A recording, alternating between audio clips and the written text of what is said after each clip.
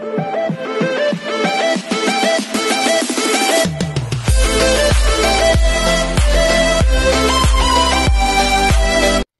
everyone, this is KJ Vlogs, si Filipino Reactor Beast here in Kingdom of Saudi Arabia, and welcome back to my channel. Agad-agad gawa natin reaction video, ang Cat 10 compilation. Pero bago tayo magsimula, punta muna tayo sa Instagram stories for today's video. At kung ano naman yung mga chika ni Catherine and Alden. Baka naman kasi may mga pare-parehas na naman sila ng mga posts and everything. Si Alden, if I'm not mistaken, kahapon nasa ano siya, no? Nasa PMPC, hindi ako sure.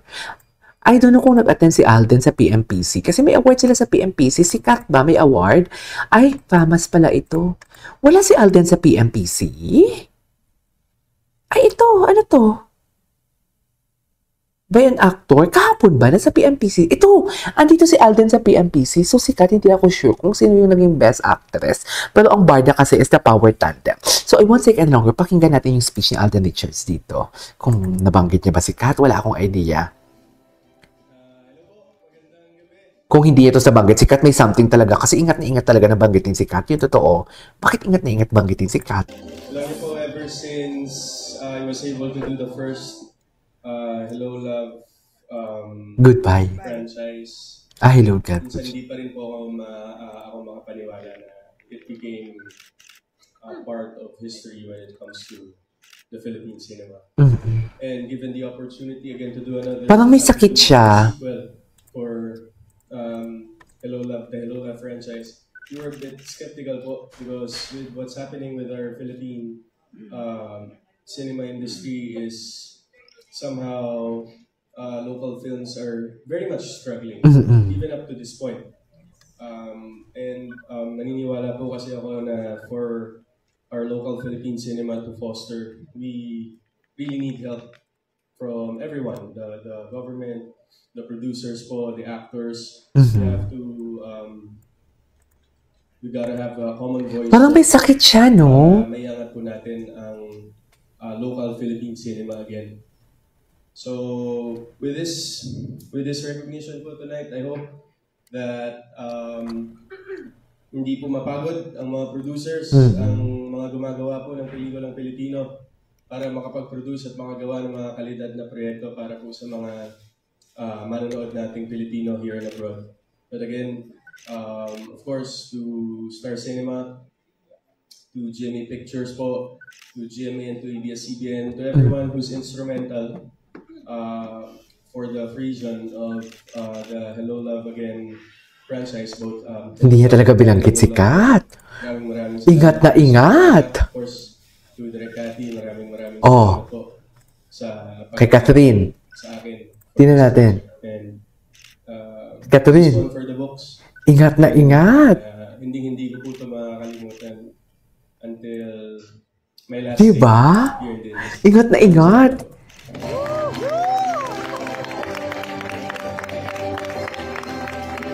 Ingat na ingat. Ayaw magbigay ng hint. Charis. Yung mga kasama ko po dito, hindi basta-basta. I mean, men who made a difference for this year and is continue to make a difference in the years to come. So, sarap lang sa pakiramdam kasi parang nipubunga lahat nung Oo naman, you deserve it. Ko behind the camera and I never really wanted credit for that. I just wanna, you know, you deserve it, Alden. One way or another live a mark in terms of my sa legacy ko. I'm in my legacy building stage and the question every day that pops in my head is how do you want to be remembered by the people around you? And that's the reason why I keep on doing what I'm doing regardless of the circumstances ahead. Because my vision is to make a difference in the community, most especially to help everyone in need. That's my priority. But portraying the role of Andrew Cantillana is ito yung speech niya. Ang gwapo ni Alden, ha? I would like to thank, of course, the people behind Magpakilanman, of course, Kuya Senny Duque, Ms. Here, my director, Direk Gina, and to all the cast members that was part of that storytelling. This award is not for me. I dedicate this award to those who are experiencing mental health problems. I think mental health is somehow unheard by the society, and the reason why I accepted the role is for me to be able to send the message to all the people who's going to be able to watch that series.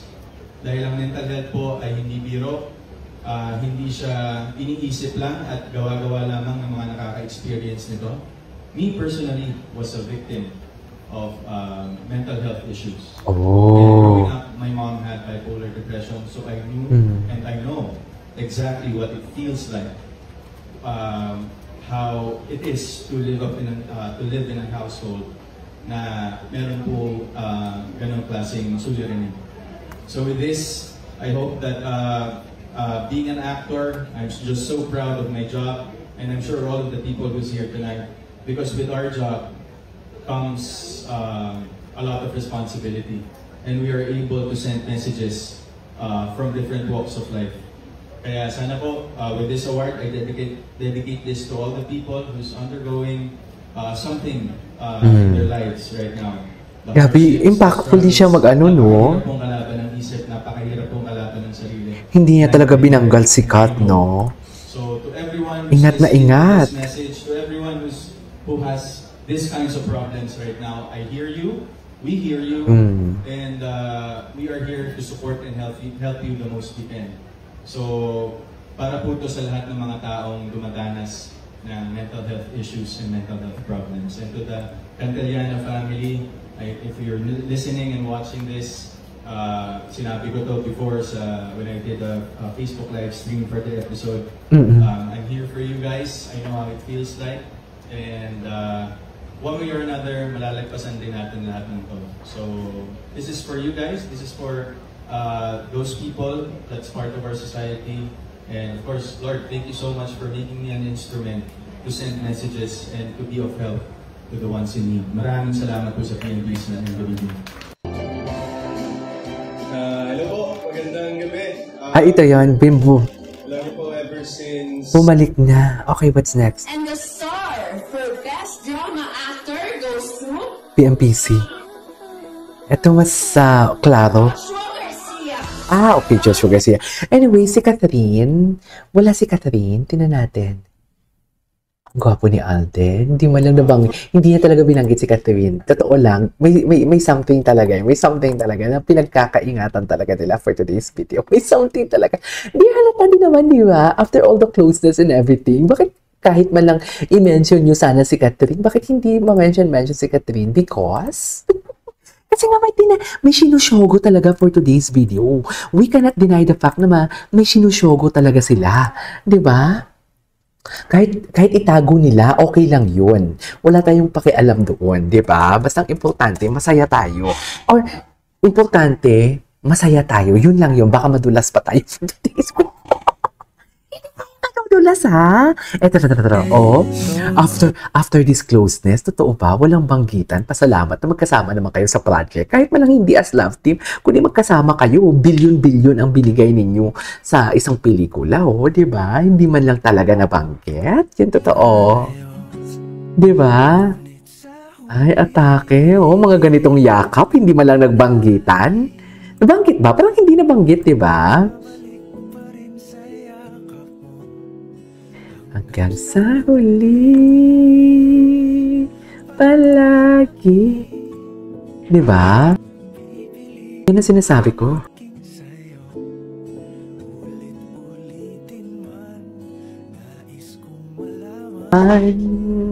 Di ba? Mga ganitong yakap. Totoo ba? Wala talaga. Ganda ni Kat. Aywa. What's next? Ano pang next?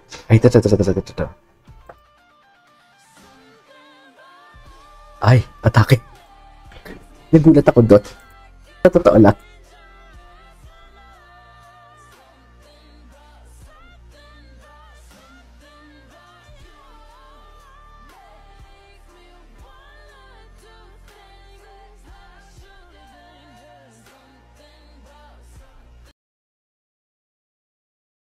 Naka-mute pala ako. That is our for today's video, our Catherine compilation. And this is Kiki Vlogs. See you in my next vlog. Bye.